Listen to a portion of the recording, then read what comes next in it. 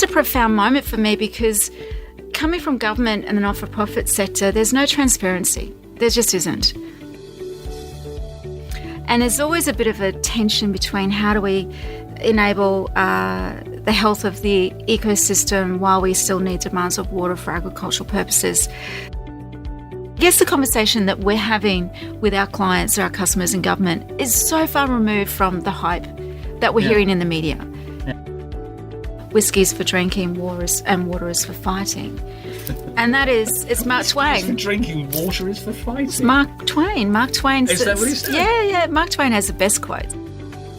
Welcome to Down the Rabbit Hole, your easy-to-understand podcast on the blockchain and beyond. My name is Tim Lee, and thank you so much for joining me on this journey into the ever-evolving and sometimes elusive world of the blockchain.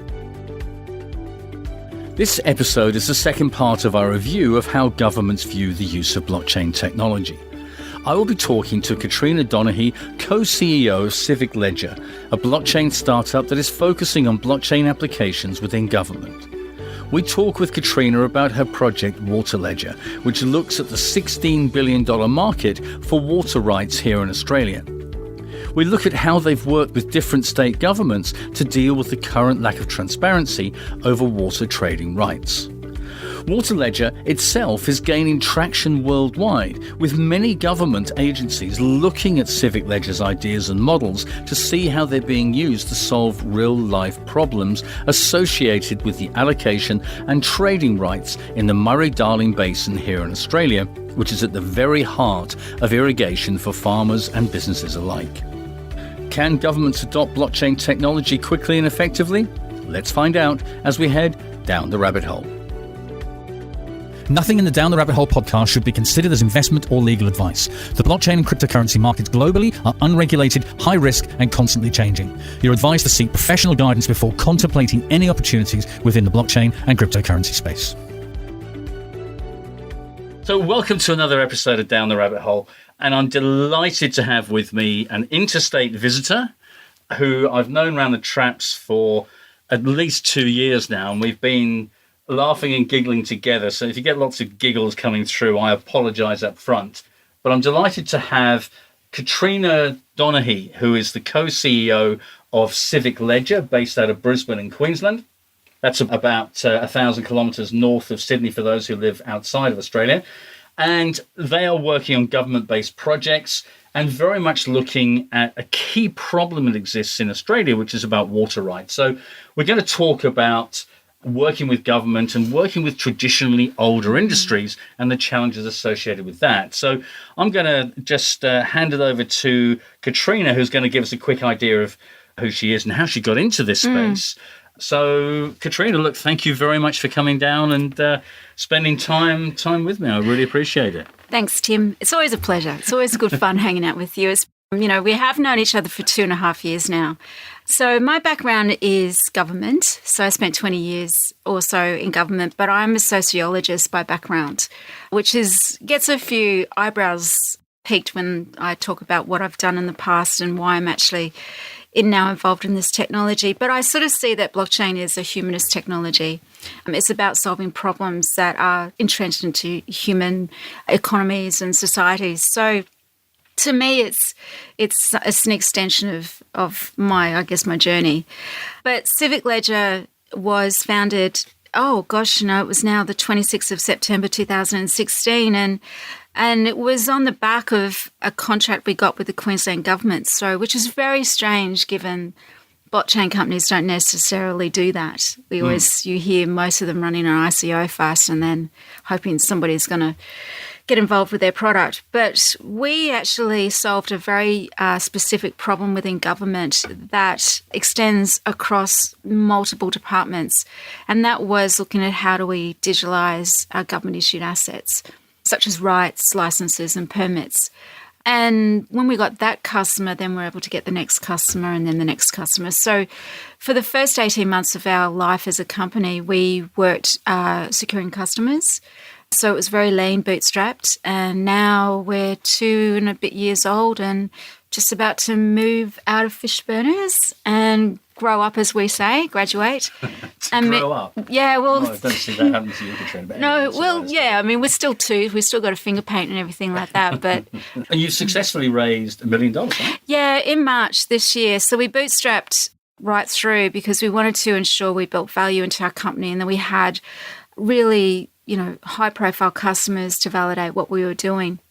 So that was really great because then I was able to get paid. But now we have 5 employees.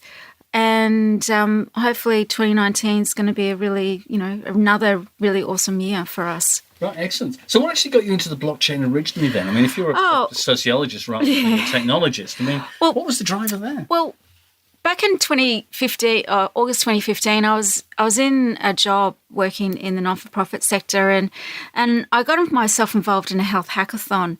And the person that I connected with in that space, she became quite a key influencer for me, and circumstances led to me quitting my job. And she asked me to join her company as a startup. And we were looking at this thing called the identity, which was way back.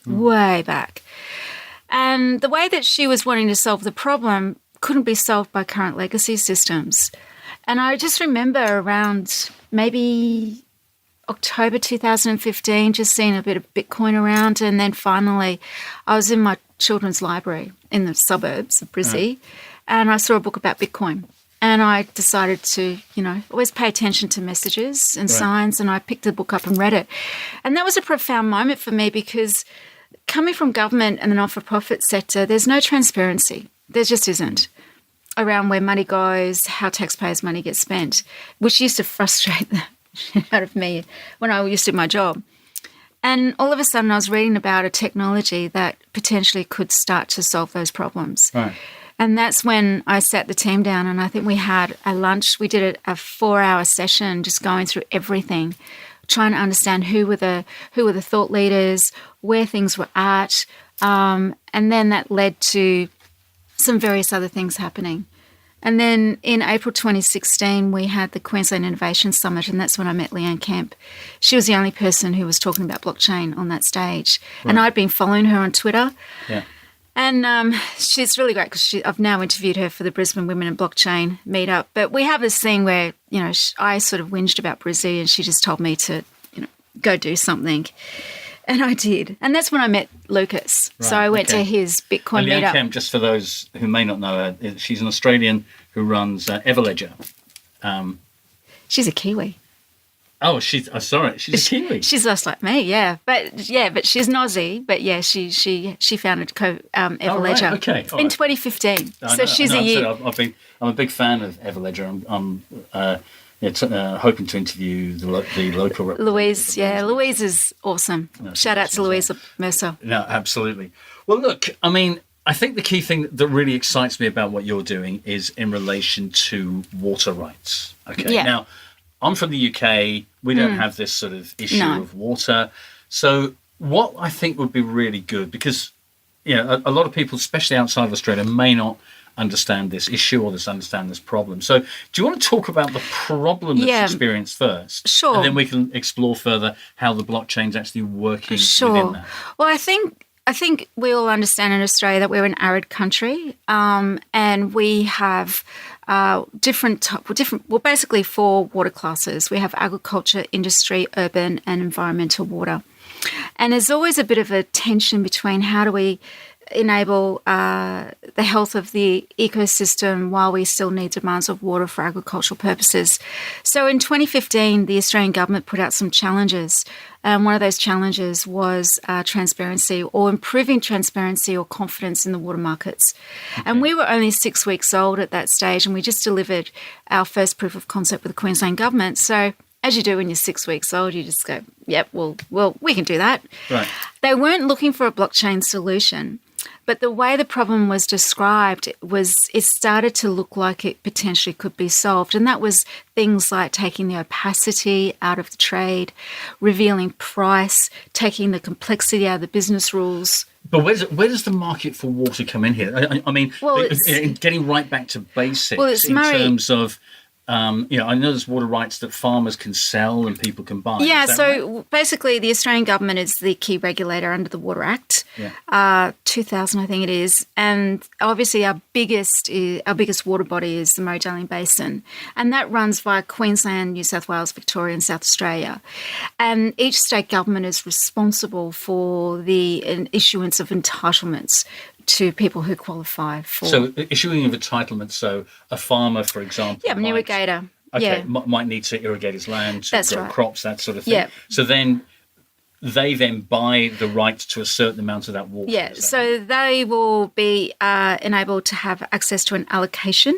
And that allocation is determined by many different things around the area, what water availability is there. And then it could be for 12 months. And in that time frame, farmers either consume, they use it, or they can trade it. The complexity is that only 25% of irrigators are trading their surplus water. So 75%... So it's surplus water Yeah. that is what enables them to trade that. Yes. And so if I'm...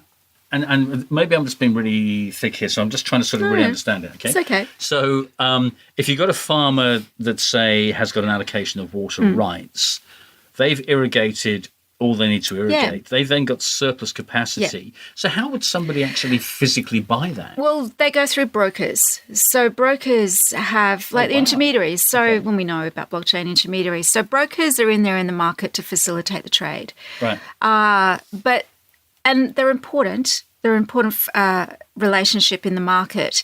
But there is opacity and there is price. So there is a cost to actually engage a broker. Yeah. And the prices aren't revealed really at all. So if you go and have a look at the registries, because each state government has to hold a registry of the trades, only about 48% of trades have a price attached to it. Right. And that's a problem because if we want to value this important asset, we want to know the true price. Right. So therefore we can, as taxpayers, we can actually be more, attuned to why we have to pay for environmental water and returning it back to the environment. But we've got no clarity. And the other challenge is that 75% of irrigators aren't participating in the market. So they're not actually optimising their agroeconomics. Okay, so again, just breaking this down into a little bit more granularity, if there's a farmer that's in New South Wales, can he trade with somebody, he or she trade with anybody else for surplus water? No, Or they have to. There are rules. There are rules. So when we looked at the problems, when we looked at the problem and we started deep diving into it, we realised that there was, across the 4 states, there's 80 water products and 15,000 business rules associated with the trading of those products. But you have to be there's certain zones that only can trade with each other. Right. And that's why, because of the complexity, you need brokers who understand how the rules work. Right. So this is why blockchain technology started to become an opportunity to look at reducing the complexity of the trade because, as we know, through Ethereum blockchain and smart contracts, we can actually take the business rules and the legislation and take a megaliter of water and start to code out where that water comes from and what the rules to which they can actually be put into a market and to be traded. So are the brokers in danger of being cut out of this equation, or are they embraced to it? I mean, how does it fit in? Well, yes, obviously it's a disruption to their business model, but you'd like to think that they would participate in the platform to liquidate the market with what they actually do in their transactions. Yes. Right. Okay. So would this in theory, if it gained further and further traction, would farmers be able to? There's Joe in. I don't know, in Goondiwindi. In Goondiwindi. Where the heck's Goondiwindi? Don't worry, I'm going to be going there. Yeah, I'm going to go there in a couple of weeks' time. Goondiwindi is the Shire of Boulogne and, Goondiwindi is a Goondiwindi local government. It's a local Shire council. But Goondiwindi and St George run along the border of Queensland, New South Wales, and they're our biggest cotton farmers. Oh, right. Yeah. So the cotton farmers need a lot of water for irrigation. They're our big consumptions of water. That's right. So they need more, as much water as they can get. Yeah, but they also want to be able to provide transparency on how much water they're consuming to break some myths. Right. Okay. So this is complex then. This has got a lot of different tentacles coming in. It is, and it's challenging because it's very political. Well, it just stinks. No, not stinks, but, you just sense it. Yeah, There's so many interests there. It is, because water is a finite resource, and it's a common resource. Yeah. And it's to be, we all understand that water is, we use the saying that, whiskey is for drinking, water is for fighting. And that is, it's Mark Twain. For drinking, water is for fighting. It's Mark Twain. Mark Twain. Is that what he said? Yeah. Mark Twain has the best quotes. He was a wise man. But look, when we put that in perspective, we know that globally water is a finite asset. With climate change, with salination, and we need to be able to manage this asset a lot better. So do other countries have this similar sort of thing of water rights, or is this just unique to Australia? I think there's Chile. Chile has water rights, California a little bit, Right. But Australia is very unique. We know that even though our systems may be imperfect, we're held up as one of the leaders in the world. Is that right? So if there are particular countries around the world that might have, and I guess California probably has that sort of a limited finite water resource, if they want to actually allocate water more effectively, then Water Ledger, as you're calling it now, would be an ideal methodology to solve That's right. Because where it starts from is, and I guess, again, Australia's very fortunate because we may not trust our politicians, but we do actually have a little bit of faith in our bureaucracy and our government. We do, we do trust them. So the state governments hold the registry of the licenses or the entitlements. So they're the custodians of who can have what. Yeah. So we start with the issuance of the license, and in the license is the conditions to which the water can be used, traded, whatever. So if you digitalise the license and digitalise the megalitre of water by baking in the rules, secure it on the registry. Now that registry is a public record. It's searchable, and discoverable. And then once the registry is secured, then you can verify who has what. So if that's completely open to anybody to go in, so this registry, this is one that you've created, is that right? Yeah, so we're actually building... in tandem with the government. Yeah, so if you go, you can go search the registries or at the moment with Queensland Government, New South Wales. They're all different in their level of sophistication. I think Victoria is one of the oldest one of the newest registry. I think it's 15 years old. Yeah. Like, for example, in Queensland, you've got T to 10 to get the trade onto the registry, whereas we can actually do it in T0. So T to 10 is a 10-day waiting period. Yeah, so right? A 10-day waiting period before the trade appears on the registry. And there's benchmarks and all that sort of stuff on that, but they're not seem to be getting that target. And it's important that the registry is updated in real time of trades because of price. Right. Because you want to know, farmers want to have price certainty. Right. So they can actually understand what they need to plant, what they need to know. Right, so from an economic point of view, if they're paying too much for their water, it's not going to be worth their while doing so. And if they can get it cheaper from elsewhere, whatever it might be. So if they've got so it's going to bring a lot of efficiencies to the market. Well, and also removes perception about what is the price of water at any particular time. Yeah. Because you can actually verify it. And we use the Ethereum blockchain because it is a public blockchain. And the reason why we use the Ethereum, people will probably be rolling their eyes at us right now, the ones who actually understand blockchain. But look, why we work with the Ethereum blockchain is because a lot of information that government create is for the public interest. Right, okay. And the way we look at it is around building out ecosystems. And when we talk about the government of the future is under a lot of pressure to deliver faster, better, sooner. Yeah. But they're not really good at it. Everyone wants to have an Uber experience with government. Yeah. But it's not possible. Yeah.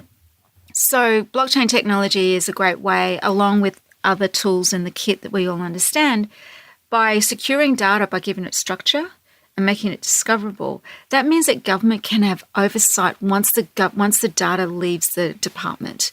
Right. So once it's been verified and secured, they have oversight because of the rules that are associated with where data can go or assets can go and things like that. Right. So they can start to chill out a bit and not build out so much regulation. So this gives a line of sight for Joe Public and Joanne Public to actually go in and look at this data, and they can feel comfortable in principle that it's been validated by the blockchain and with all the supply chain associated with that. That's right. And we can start to see startups can start innovating. Industry can start innovating. Yeah. We can start looking at the data differently because we can verify that it's correct.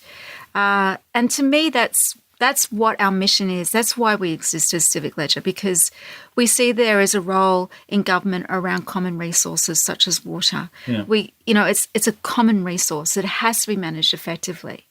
And if we're able to build the rules into how those assets are to be moved or shared, then we can actually encourage collaboration within communities to innovate.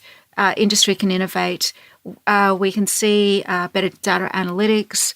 There's various other work we're doing with government as well, which has the same effect. But where we get really excited and what we work on is stuff that has a global application. Yeah. So when we think about water in Australia, we always talk about building out a national infrastructure layer for water to be secured, because we see an opportunity that water can be traded regardless of whether it's an asset class of industry, urban, environmental, agriculture. At the moment, those asset classes can't be traded with each other. Right.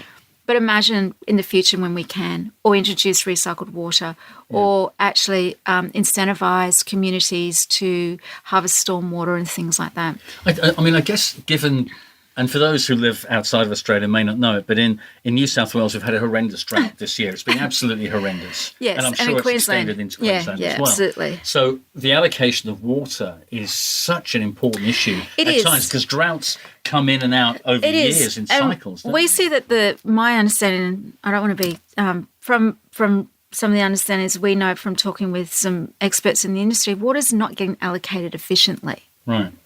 So we may have water, but it's not really getting allocated efficiently. So if we can allocate it efficiently through the truthful exploration of what's actually available, where it's come from, et cetera, it actually means that, I guess, rural Australia will vastly improve. Well, we see in that principle. Well, absolutely, and I think to remove the friction in the trade, to reduce regulatory red tape, stop putting in regulatory committees that are continually having an oversight. If in doubt, form a committee. In doubt, form a committee. And this is the thing we talk about, as I was saying to you before, around the tragedy of commons. The tragedy of commons is something it's a social science term, and me being a social scientist, it resonates that, how do you get the balance between self-interest and common, the community common? Yeah.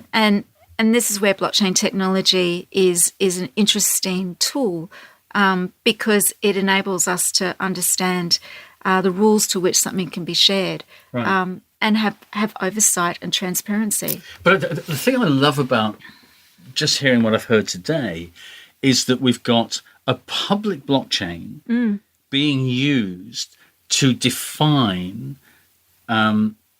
clarity and transparency for the public.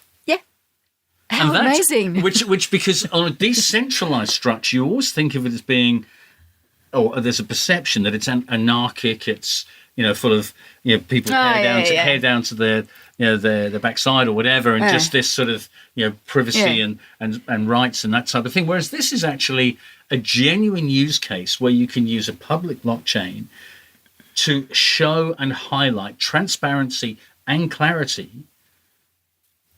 for government, which is, that's just in part, that's blown my mind. Well, it takes, like, we talk about open data all the time. We hear about government trying to do digital transformation, do open data, but the data that they create, we don't know where it's come from. Yeah. Because the data is sitting in silos, it's come from Excel spreadsheets. We don't know how to verify that data. So when it's put in open data platforms, is it useful? We don't know. Right. Whereas we see the opportunity to create open government, where government actually understand that if they take a role that is about using technology, digital transformation, to verify assets, who has what, rules and things like that, then industry, startups, it can actually innovate. And that's where it gets really exciting, because you imagine we work in other areas around rights and issuance, and why we get really excited is because water is a global asset. Therefore, we know there'll be some time in the future where countries will be trading water with each other. Yeah. So how do we actually set up marketplaces for that to occur now? But I mean, okay, all right. Let's big thinking. This is great thinking. I love the thinking, but let's think of it, and I'll inject a little bit of levity into it, I guess, in some ways, because I'm from the UK. Yeah. All right. Now, the summer in the UK happens the third Tuesday in August every 4 years, right? Yeah. So during the winter and the rest of the time, when the winter goes from mid-October to late March, it absolutely tips it down with rain. It's horrible. It's a challenging place because of the weather. And it's got that cliche of it being very, very wet, which I fully understand. So in your big picture vision, all that surplus water that the UK has could, in theory, be traded. I mean, the issue of getting it across, how do you get it over somewhere, is obviously is going to be a challenge. Yeah, logistics. But well, I think I've had conversations with people in England around urban water, and it's a bit of a mess. Okay. Yeah, it's a big mess. It's a bit of a mess because it's been built up over time. So urban water. Tell me about urban water. Urban water is another. As a term, I've never heard that before. Well, urban water is your municipal water. Right. So that's what we pull out of our taps, flush our toilets with, all that sort of stuff. And everyone sort of whinges that water is too expensive. And the reason why it's expensive is because of all the infrastructure that we need to build to move the water around and do our sewage and use energy and all that sort of stuff. So a little while ago, we did a small project with Southeast Water down in Melbourne, where they were curious about, there's a Fisherman's Bend, a big urban development that's getting developed down there. And they were curious. They wanted to know, could they incentivize the residents to be much more sustainable with their water use? Mm-hmm. So they were interested on how to do some market making. Right. So they were saying, well, if we put water tanks into the urban environment and the water then can go into markets. Yeah. Awesome idea. Brilliant idea. But once all the water balance modelling was done, there was no water in the market. Right. Okay. Yeah. Because you've got this, water tank that collects water. It's largely used by the person in the unit. Yeah. But it did offer some really interesting conversations around who owns the water. Because even though it falls out of the sky, once it's in the building, it's owned by the corporate body. It's not owned by the utility. And then, okay. Yeah. Right. So water is complex. Just because it falls out of the sky doesn't mean that. I never realised there was this much complexity about these drops of H2O coming out. Yeah, it's complex. So what we found was that there wasn't necessarily a market around trading of rainwater. Right. But what it gave SE Water an opportunity to think about is, how do they then think about creating efficiencies within their organisation with this technology to, for example, there's a relationship between wholesale water and retail water, water tagging, contracts, when you take water. There's just so much complexity in the supply chain of moving water from the sky to the consumer. Right. It's just complex. Right. Okay. So we've got a lot of complexity in the industry. Okay. Yep. A lot of rules. A lot of regulation. A lot of legislation. And you're going, I understand, next week up into, where was it? Gundawindi. For those in Queensland, they know this place. I'm not being disrespectful at all. I just find the name. It's very uniquely Queenslanders. No, we're being invited out by the Department of Agriculture and Fisheries to go out and talk to irrigators at St George, which is Boulogne Shire, and Gundawindi in Texas. And we're really looking forward to it because we'll get to sit down and talk directly with the irrigators. And these are the guys and the men and the women on the land who do cotton farming. Yeah. And as we know, cotton farming is one of the biggest consumers of water. Yeah. So it's also a very traditional industry, isn't it? It is. Luke Lucas actually presented at the Australian Cotton National Conference a couple of months ago, and he presented Water Ledger. And it got a really good reception from the farmers because they do want transparency. Right. They do. Because there's always a cliche in technology, all right? And you'll understand where this is going in a second, all right? Yeah. They always say, with technology, yeah. nobody cares how the water comes out of the pipe. All they want to know is that water comes out of the pipe. Yeah, that's correct. So taking that exact analogy, it becomes so relevant to the water industry in terms of, so the farmers can see the problem I am facing is a lack of transparency. And this actually gives them the transparency so they can see how much it's going to cost, when it's going to cost, where it's come from. And all and it also goes on about, the whole mythology of water consumption, which again, the idea of provenance, supply chains, which we see as good use cases for blockchain. I mean, you talk about Everledger. Everledger do provenance of diamonds to show that there's no blood diamonds in the supply chain. So I think the cotton farmers are keen to bring a little bit of reality to just how much water they do consume. Right. And so at the Cotton Farmers Conference, I mean, you're going to have a lot of tough farmers and that type of thing who are out there weathering and that type of stuff. I mean, how easy is it to communicate to them the solution? Do you need to mention the technology or just say, here's the solution that we've got? Here's the black box, go use it. We all agree that it's not about coming out and saying, this is blockchain, use it. It's really about what problem we're solving. Yeah, exactly. How are we actually making this better for you? How do we actually take the friction out of the trade? How do we actually take the cost out of the trade? How do we actually enable you to make decisions in real time? Right. And then knowing what the price actually is. So from their point of view, they're going to love it. But as I say, the brokers, I mean, did you talk to many brokers? Were there many brokers in the audience? I don't know if there were any water brokers in the audience, but when we were going through the work with the government, the brokers were interested. But I think it's important that it's not about excluding them out of the future. It's about embracing them. It's about embracing them because they have a very important role to play. Yeah. And it's about collaboration. I mean, we all know that blockchain technology is about it's a team sport. Yes. You need collaboration. Yeah, absolutely. And that's the difference between current state and future state. We all know that everyone's competitive. They don't want to share. But blockchain technology needs you to share key information so you can reduce counterparty risk. Yeah. And you have a shared reality of a transaction. Certainly, I've sort of, in talking to a variety of people, I interviewed a guy who runs a South African podcast, and we were talking about banking the unbanked. Right? Oh, yes. But actually, on the ground, how banking the unbanked is.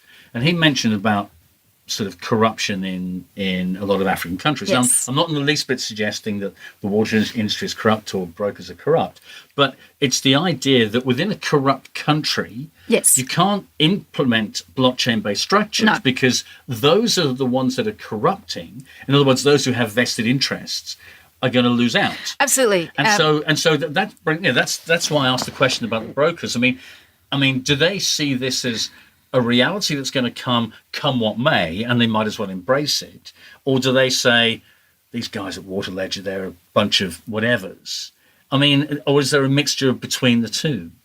Well, I'm hoping it's a mixture of the two. Well, it's probably a mixture of the two at the moment. Right, But if it does become that inevitable reality, and the governments are if they're getting behind it, then it's about those who embrace it first in the broker space are the ones that are really going to succeed from it. Well, that's right. And I think we see that across all industries. Yeah. I mean, we know blockchain is cutting across so many verticals right now that it's not necessarily to say this is just one industry that's going to be impacted. I think all intermediaries, regardless of where you sit in a supply chain, have to start asking the question, if I'm not adding value to the transaction, why am I here? And I think that's why we've seen the emergence of the sharing economy around Uber and Airbnb and all those sort of guys, even though they're not a perfect model, and I don't find it, sometimes I have massive problems with those models. But what they did is that they actually created a transaction between two people that wanted to have a transaction. Right. They got on with it. And then the regulators sort of picked up and came on the journey. But it hasn't been, too easy. Yeah. So we sort of say, if we put it in the hands of the irrigators and they actually want this to happen, then let's do this. But all the stakeholders are going to benefit from this. That's the reality. It is, but it's still also, you know, that this is a governance technology, that that blockchain technology requires you to rethink processes, models, regulatory governance. It's not just about dropping in the tech and saying it's done. This requires a completely rethink on how we have a relationship with assets and data and each other. And so it calls into question, where does our data come from? How do we structure it? Who's verifying it? Who's authorizing it? Who's securing it? What is the consensus mechanisms? So this is why it's not, I guess, we've been on this journey now for quite a few years, but we're seeing so much more maturity. Well, what's not maturity, but evolution. Yeah, I think we're seeing, I guess the conversation that we're having with our clients or our customers and government is so far removed from the hype that we're hearing in the media. And it upsets it. Well, it doesn't upset us. It's just we groan and we go, oh my God, we would go again. Because when people ask you and they say, so Katrina, what do you do? And you go, okay, you hold your breath and you go, I work in a company called Civic Ledger and we work with blockchain with government. And then immediately they sigh and roll their eyes and go, oh, blockchain. Well, you see, it's really interesting because the report came out a couple of weeks ago from the Digital Transformation Agency where they were highlighting that blockchain is at the peak of its hype cycle and that caution should be exerted. Now, I appreciate that in a lot of cases, absolutely that is true. But what you're doing is actually solving a real problem that is being faced by real people who are struggling to get water to irrigate their land and that type of stuff, and you're making. I mean, this has got a great use case to say. Hang on a second. Here's a bit of a flagship case to say that government can work with blockchain in an effective way to solve a major problem. That's right. Just as you've identified. That's right, and I think that's why we've always made the decision to co-create with government. We've always gone in there, and secured through really hard work. I know how much hard work you guys have put into this. to secure contracts, because it does take government departments that have a sense of leadership, where someone is actually driving the direction of a government agency and they understand that they need to explore the technology. Right. They can't, if it's not going to go anywhere, then so be it. But at least they've actually said, you know what, let's explore and discover the potential and let's see where it goes. And we see that, strange enough, we've seen this in the Australian government. The Australian government's amazing. So it's a little bit discerning when the DTA, because that's just we have a very different reality to what we experience working in government. Mm-hmm. We have a very different reality. And it's just a shame that those sort of news stories don't get highlighted. I mean, this is why why I really wanted to have you on the show, because absolutely you're doing some stuff that is.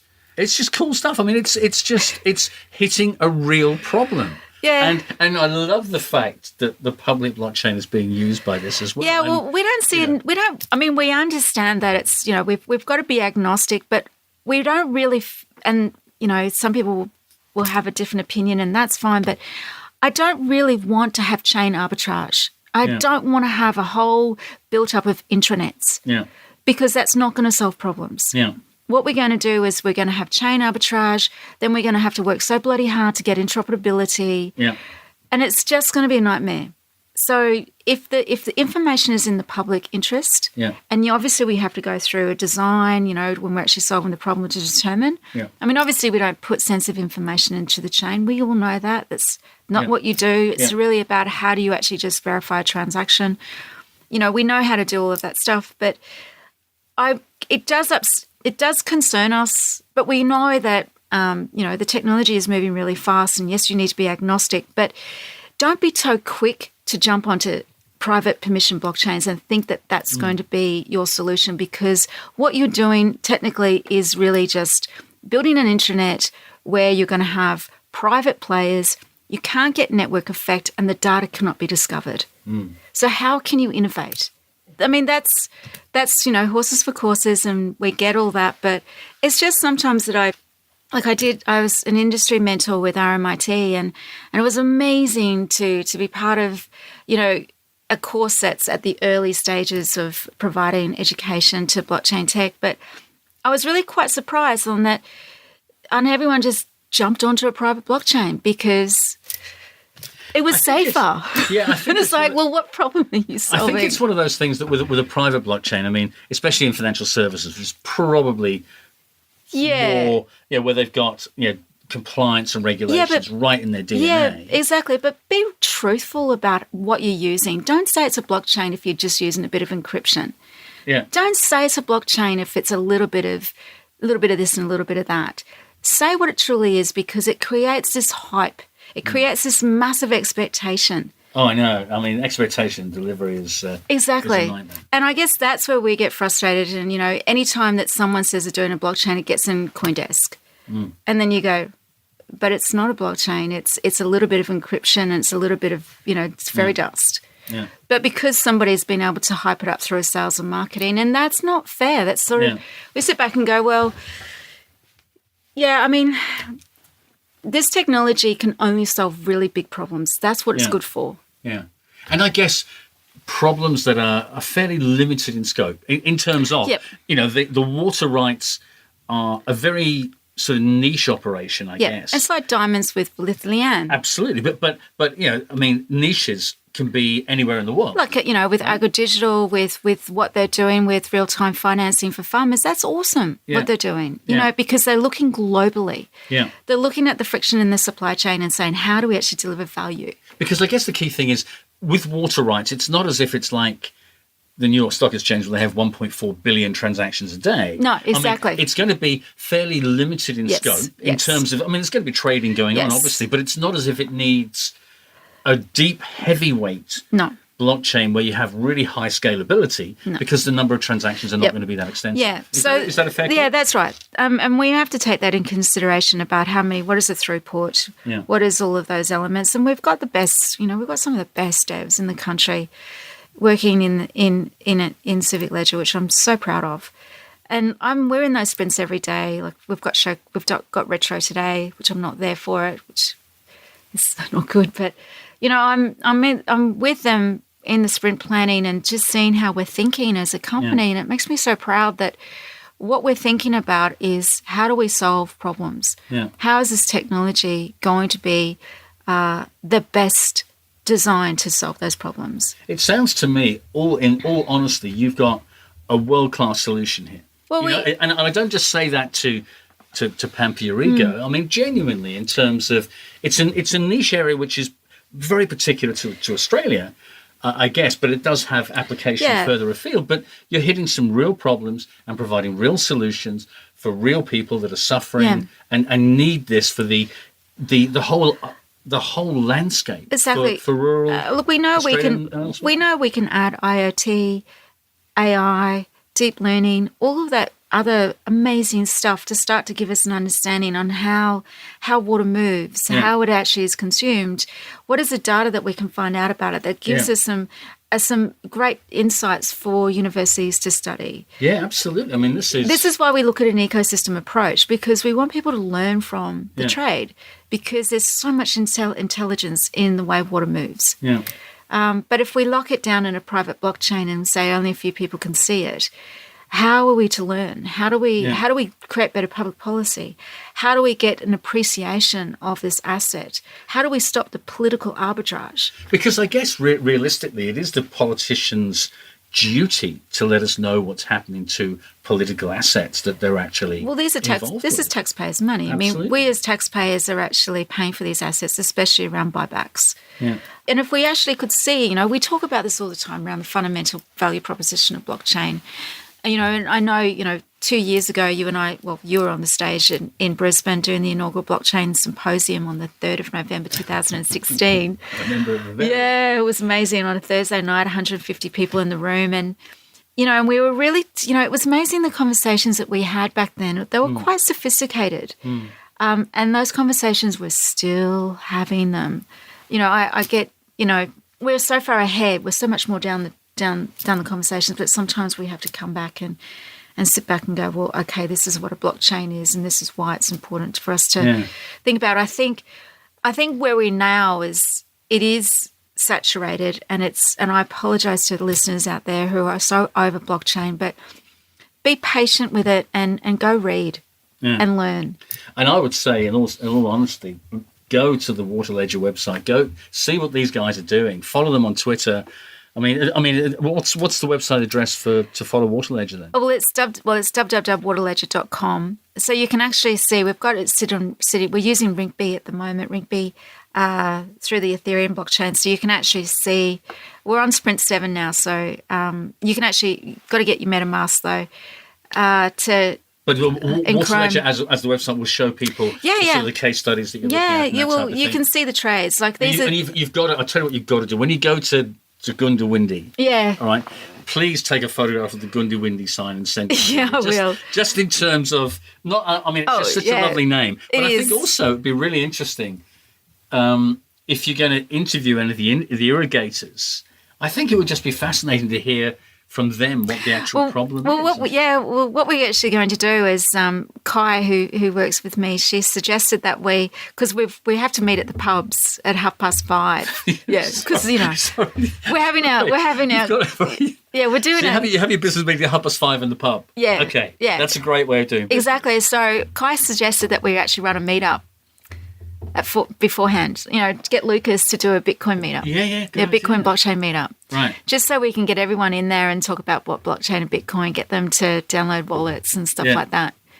So I went, it's a pretty cool idea.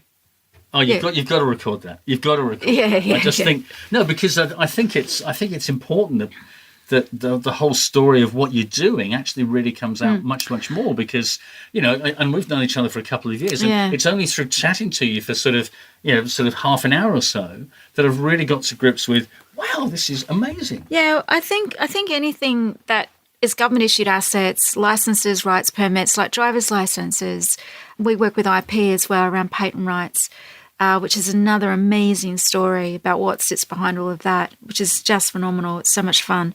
And, Grantley, our co-CEO as well, co-founder, he was in Barcelona last night. I was watching him on Twitter presenting to the World Water Economic Forum, Water Ledger. Fantastic. I know, we got invited to do that.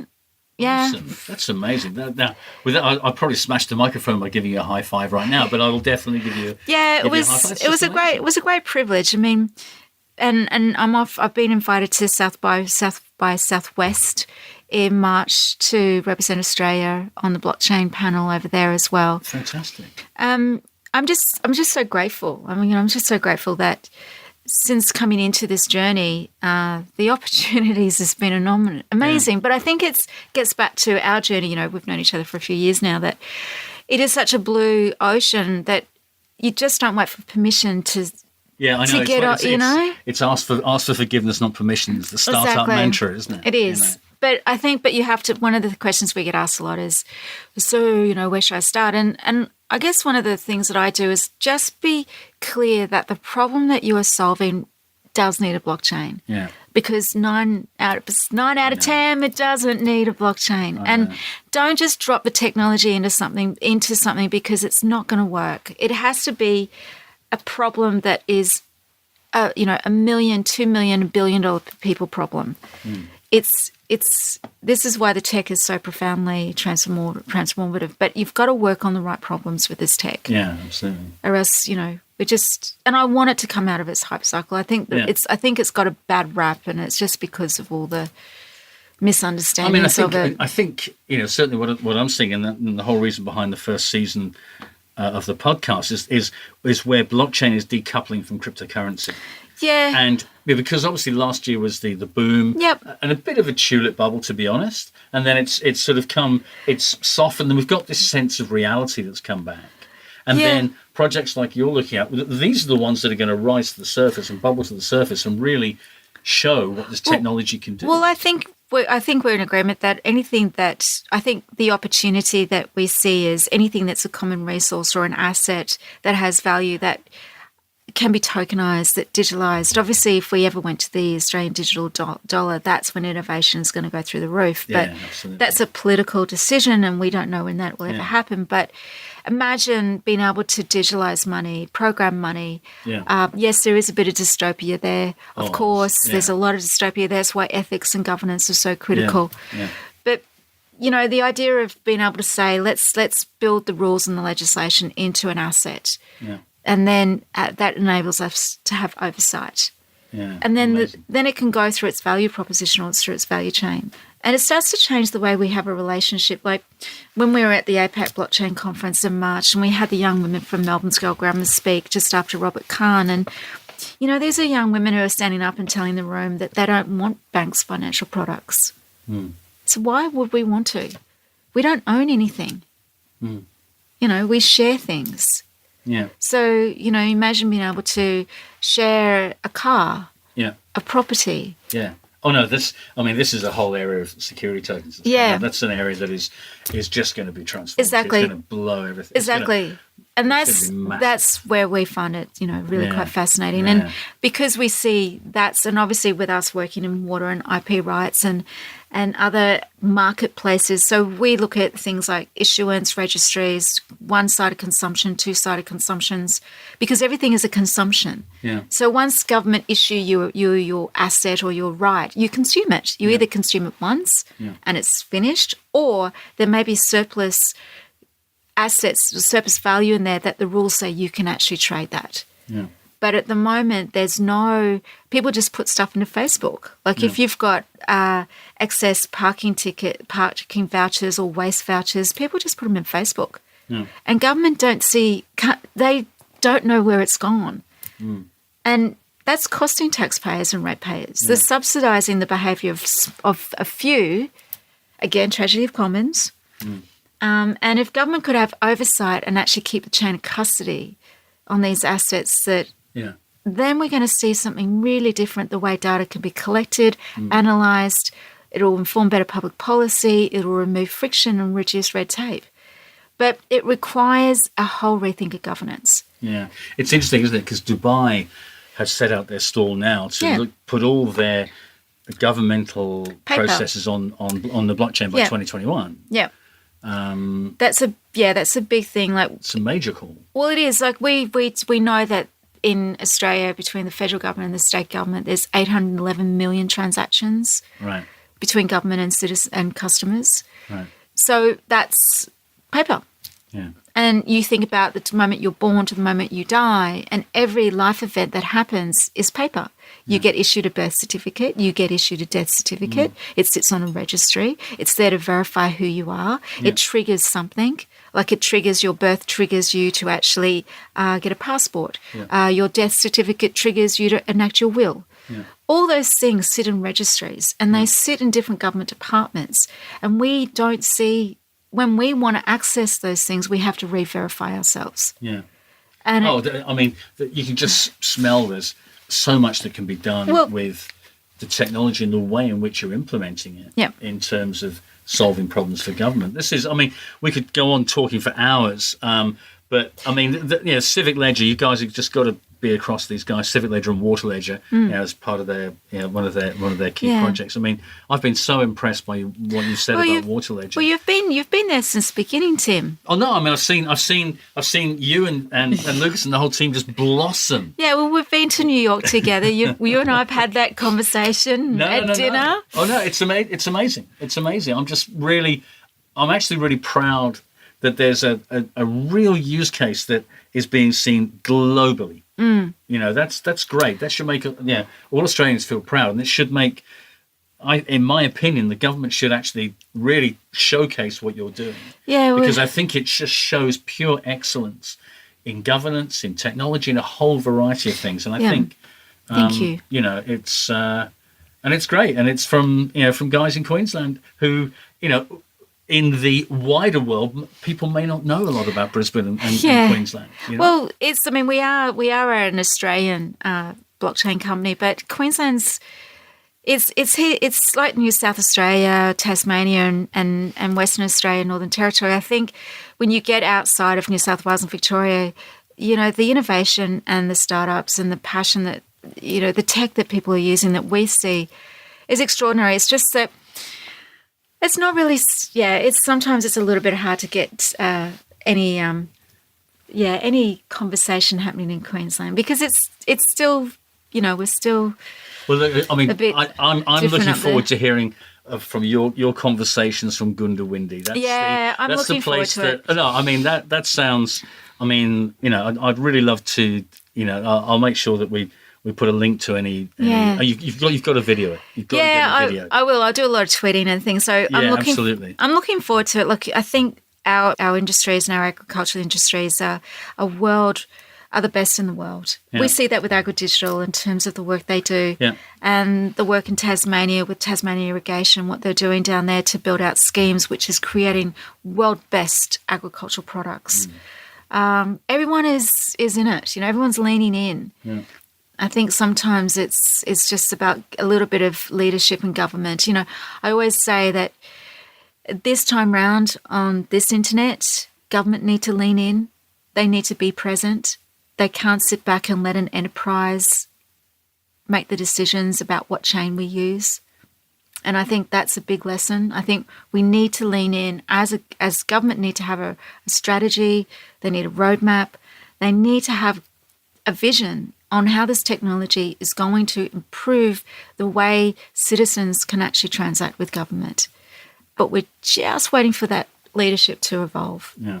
Well, hopefully things will evolve appropriately with the new Prime Minister being in place, and hopefully things will begin to happen. I mean, obviously that's going to pan out over time. Look, Katrina, thank you so much for coming in. Oh, you're welcome, Tim. It's been a long time that we've actually had a chance to sit down and talk like this, and I'm genuinely curious. And I've learned a hell of a lot today, I'll be honest. Yeah. And that's what, for me, this is not only a journey for people listening to the podcast, but it's also for me. I mean, I'm naturally very curious about where this is actually going, and anything that shows an interesting use case is I think so I really appreciate you sort of coming in and sharing your experience. Thank you. And I think it's just reaffirming that it's about the problem you're solving.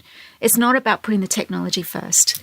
Right. Okay. And on that note, that's a very, very profound point. It's all about the painkiller. The painkiller solution, not the technology. Yeah, thank you. Thank you, Katrina, very much. That's awesome.